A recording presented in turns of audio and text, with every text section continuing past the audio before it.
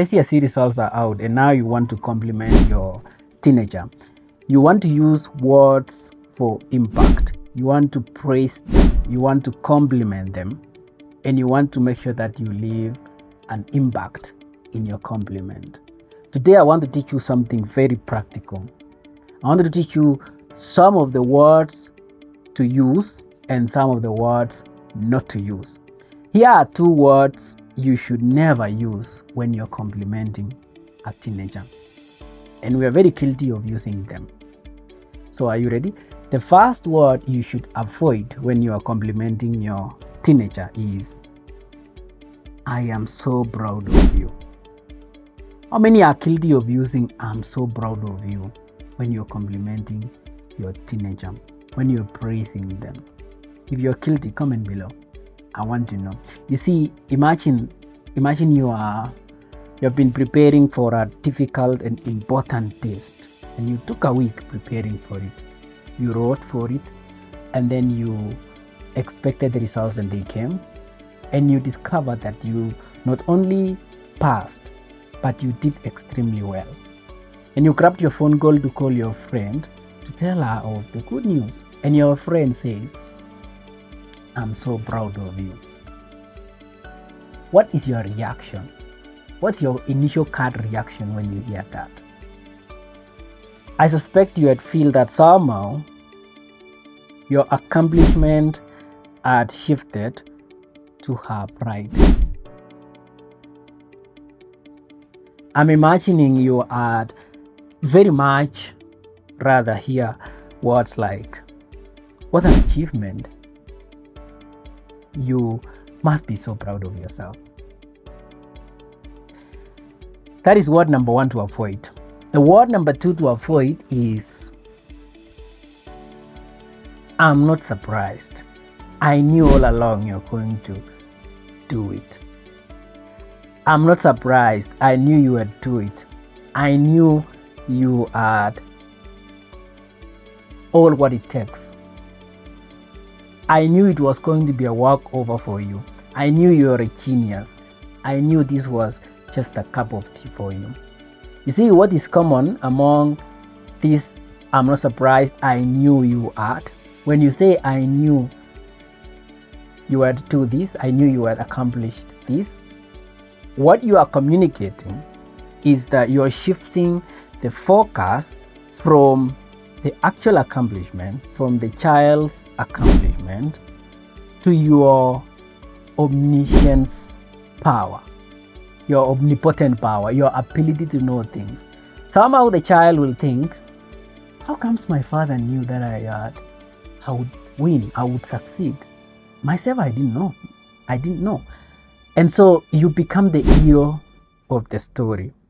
At this particular juncture, remember, you're not the hero of the story. Even though you contributed to the successes of your own child, at this point, let us give the teenager a chance to savor the moment. Let us give them a chance to be the hero of the story. So you like to use a compliment. That is rather, and this is a concept that I borrow heavily from a best seller parenting book that has been awarded the best parenting book ever. How to talk so that teens listen, and how to listen so that teens talk. It's a book that has been authored by Adele and Elaine. The duo suggests that when you're praising, it will be more impactful, to be more helpful to the teenager when you use a rather descriptive praise. A descriptive praise goes like, a word represents a lot of hard work and determination. And for the teenagers who just got their KCSE results, you could go like, congratulations on scoring an A. Your hard work clearly has paid off. And now I want to give you 5 other alternatives to make descriptive phrases more impactful and more significant. and making it more engaging, because the idea of connecting with the teenagers is to have an engagement with them. Now, I'll teach you. I've been working on a book, The Power of a Better Question. It's a book that I'm working on, and it's a book that is dedicated to help counselors use emotional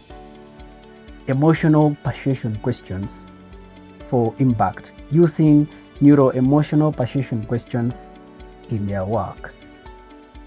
And the book you can actually pre-order.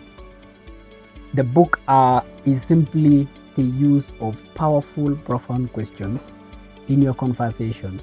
Questions that are striking engagements, questions that provoke engagement in a very much thoughtful, much deeper level. It's a texture, deeper level of connectedness. So I want to give you a few of those questions, a snippet into the questions that you could use. You add your descriptive phrase, and then you add a neuro persuasion question. So the first format of the questions are questions, we call them positive encouragement questions. These are questions that communicate enthusiasm. They are complimentary. They communicate positive encouragement. They are questions that takes the person back to the why, back to why they are doing that, their motivation to come. So you could go, for example, and say, it's inspiring to see your dedication to your studies. What motivates you to do all this? See, the question, what motivates you? It's a question that takes the person back to the why. According to James Clear, the author of Atomic Habits, when your why is clear, the how becomes easy. So it's a book that we are reading right now on our